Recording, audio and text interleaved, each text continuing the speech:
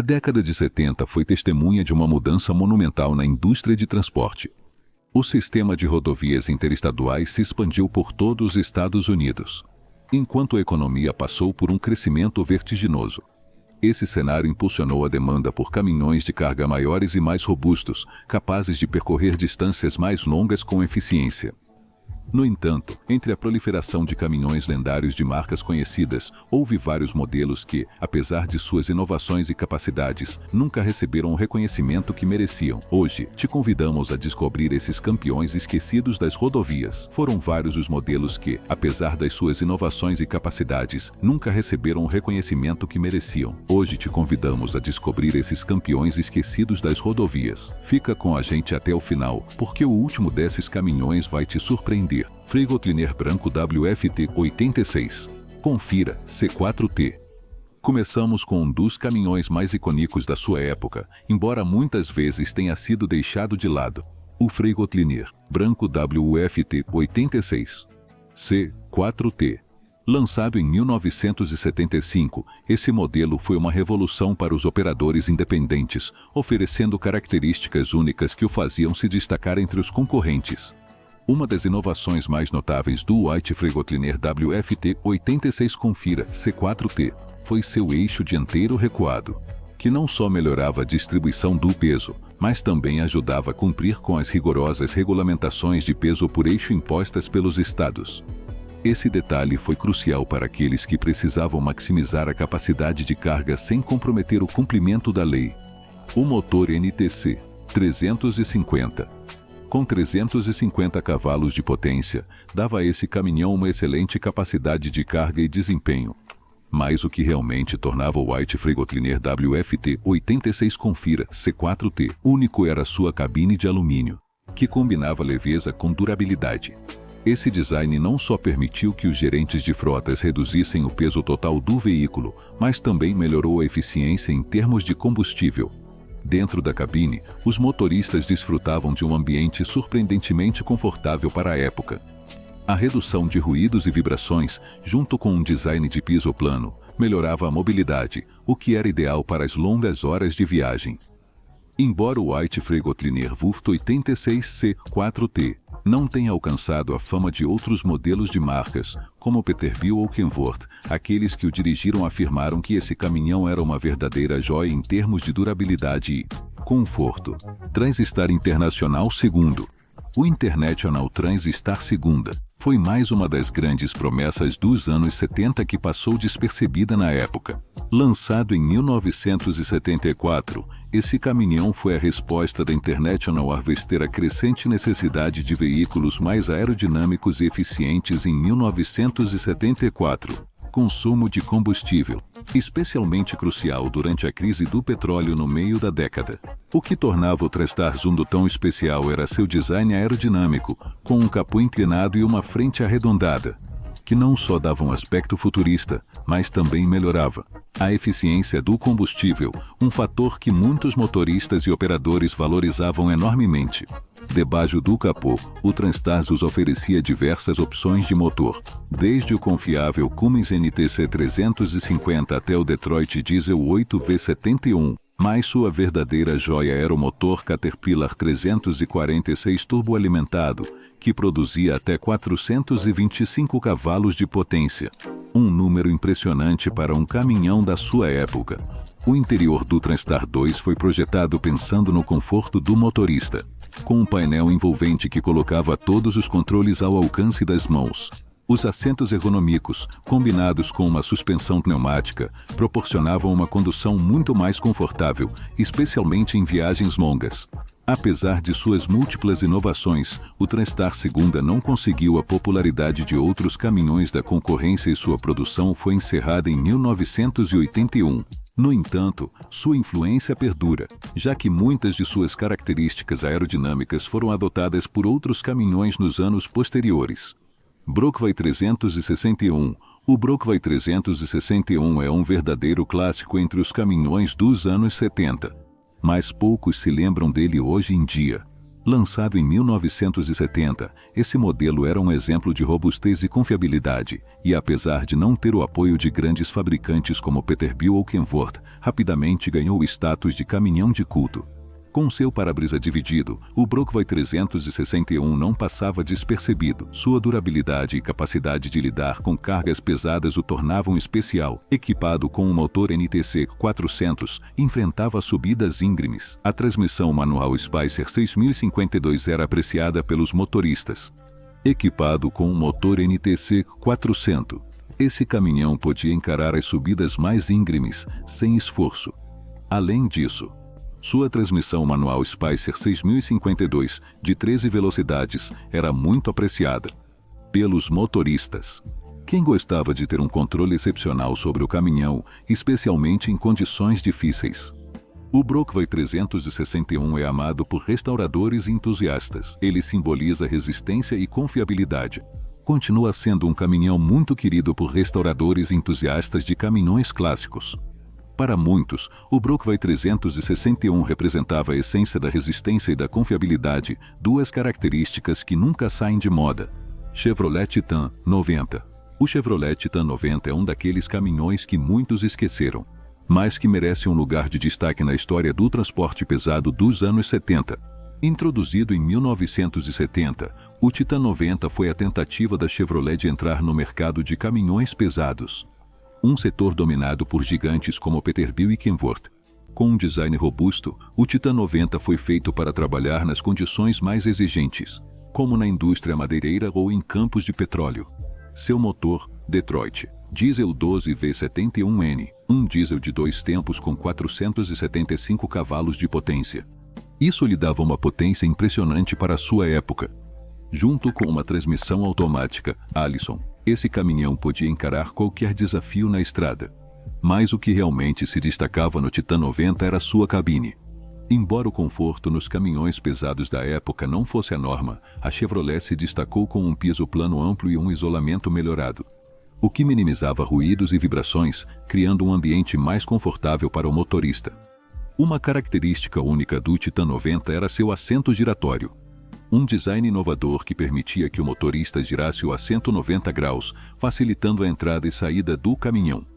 Embora esse pequeno detalhe fosse muito útil em ambientes de trabalho, como nas plataformas de petróleo, o Titan 90 não conseguiu a popularidade esperada e sua produção foi encerrada em 1980.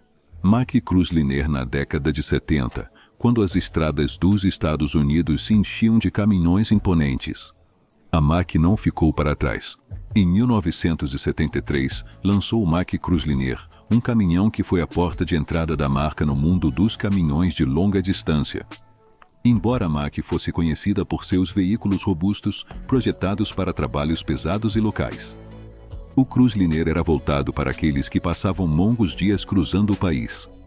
Em vez de continuar com sua tradição de caminhões vocacionais, a Mack deu uma virada e se aventurou no mundo das viagens longas, um mercado dominado por gigantes como Peterbilt e Kenworth.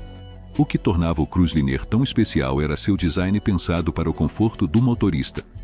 Um dos detalhes mais notáveis foi seu eixo dianteiro recuado, o que melhorava tanto a distribuição do peso quanto a manobrabilidade em longas viagens. Esse design se complementava com uma grade e um capô únicos que lhe davam uma aparência moderna e diferente de outros modelos da marca. Além disso, ele estava equipado com o motor Maxi Genie, que oferecia uma potência constante durante longos trechos de estrada. Isso garantia que os motoristas pudessem manter uma velocidade constante, mesmo em rotas difíceis. Por dentro, o Cruisliner oferecia um espaço que poucos caminhões da época conseguiam igualar. As cabines eram espaçosas, com uma suspensão pneumática que ajudava a reduzir o impacto nas viagens longas, fazendo com que as jornadas fossem muito mais suportáveis. Mas apesar de suas inovações, o Cruisliner não alcançou o sucesso que a Mack esperava. A produção terminou em 1983, mas deixou uma marca importante, abrindo caminho para futuros caminhões de longa distância da marca, Powerliner Branco Freightliner. No começo dos anos 70, o White Freightliner, o Powerliner, foi um modelo que representou a ousada combinação de luxo e potência da época. Esse caminhão, lançado em 1972, nasceu da colaboração entre a White Motor Company e a Frigotrinier, com a ideia de competir de frente com os caminhões mais emblemáticos da Peterbilt e da Kenworth. O que o fazia se destacar à primeira vista era seu design de para-brisa dividido, que proporcionava uma visibilidade excepcional para o motorista. Mas o Powerliner não era apenas uma questão de estética. Esse caminhão estava pronto para enfrentar os trabalhos mais pesados e estava equipado com motores potentes, como o Detroit Diesel 8V92. Capaz de gerar até 450 cavalos de potência, ideal para trajetos longos e exigentes. Uma das suas características mais inovadoras foi sua construção modular. A cabine e a área de dormir eram componentes separados, o que facilitava tanto a sua personalização quanto a sua manutenção. Esta engenharia avançada, embora à frente do seu tempo, não foi suficiente para salvar o Powerliner. Apesar do seu potencial, a White Motor Company enfrentava problemas financeiros, levando à cessação da produção em 1977. Hoje em dia, esses caminhões são peças raras nas estradas, mas continuam sendo altamente valorizados por colecionadores e fãs de caminhões antigos. Peterbilt 352. Quando pensamos em caminhões icônicos, um dos mais destacados da década de 1970 é o Peterbilt 352, lançado em 1969 e fabricado ao longo dos anos 70. Esse caminhão, com seu característico nariz longa, rapidamente se tornou o favorito de muitos operadores independentes e frotas igualmente. O design do seu capô longo não só tinha um apelo visual, mas também abrigava alguns dos motores mais potentes da época, como o Cummins NTC 350 e o Caterpillar 346, capazes de enfrentar qualquer desafio. Como o Cummins NTC 350 e o Caterpillar 346, capazes de enfrentar qualquer desafio. A cabine de alumínio do 352 não só reduzia o peso do veículo, mas também aumentava sua durabilidade e resistência à corrosão, o que a tornava perfeita para trabalhos a longo prazo. Dentro, a cabine era espaçosa, com janelas amplas que proporcionavam uma visibilidade excepcional, algo que os motoristas valorizavam enormemente, o que o tornava perfeito para trabalhos a longo prazo. No interior, a cabine era espaçosa, com grandes janelas proporcionando uma visibilidade excepcional, algo que os motoristas valorizavam muito. Além disso, o 352 podia ser configurado para diversas aplicações, desde transporte de longa distância até tarefas em setores de construção. Embora o 352 tenha acabado por ser reformado, o seu legado continua vivo no Peterbilt 389, um modelo que continua a transportar a essência do seu nariz comprido e da sua excelência em engenharia. O 352 continua sendo um símbolo da combinação de estilo clássico e funcionalidade que define a Peterbilt. GMC Astro 95. Outro grande caminhão que deixou sua marca foi o GMC Astro 95. Introduzido em 1969, esse caminhão foi o modelo insígnia da GMC no setor de caminhões pesados. Embora a concorrência da Peterbilt e Kenworth fosse feroz, o Astro 95 se destacou pelo seu design de nariz curto, o que lhe dava não só uma aparência moderna, mas também uma manobrabilidade excepcional, especialmente em áreas urbanas ou em espaços apertados.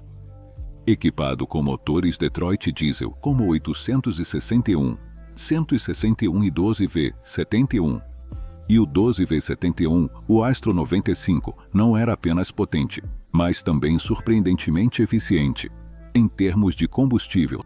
Apesar de ter sido projetado para longo alcance, sua cabine inclinável era uma característica marcante, permitindo um acesso rápido e fácil ao motor para realizar manutenções. Embora o Astro 95 não tenha alcançado o sucesso esperado e a GMC tenha abandonado a indústria de caminhões pesados em 1987, hoje em dia é um modelo muito procurado pelos colecionadores. Seu design inovador e o conforto do motorista o tornam um verdadeiro marco da engenharia de caminhões nos anos 70. Hoje em dia é um modelo muito procurado pelos colecionadores. Seu design inovador e o conforto do motorista o tornam um verdadeiro marco da engenharia de caminhões nos anos 70. Kenworth Cab 100 Aerodyne. O Kenworth Cab 100 Aerodyne, lançado em 1976, é provavelmente um dos caminhões mais inovadores da década de 1970. Com seu para-choque aerodinâmico no teto, O CAD 100 Aerodyne marcou um divisor de águas no design de caminhões de longa distância. Esse detalhe, que hoje em dia é comum em muitos caminhões, não só melhorava a estética, mas também oferecia uma grande eficiência de combustível, algo crucial durante a crise energética dos anos 70. O Cassina Aerodyne era movido pelo motor Cummins NTC 350, oferecendo uma potência de 350 cavalos de força, um desempenho excepcional para a época. O design aerodinâmico do caminhão era tão eficiente que a Kenworth afirmou que poderia melhorar a economia de combustível em 22% em comparação com outros modelos tradicionais.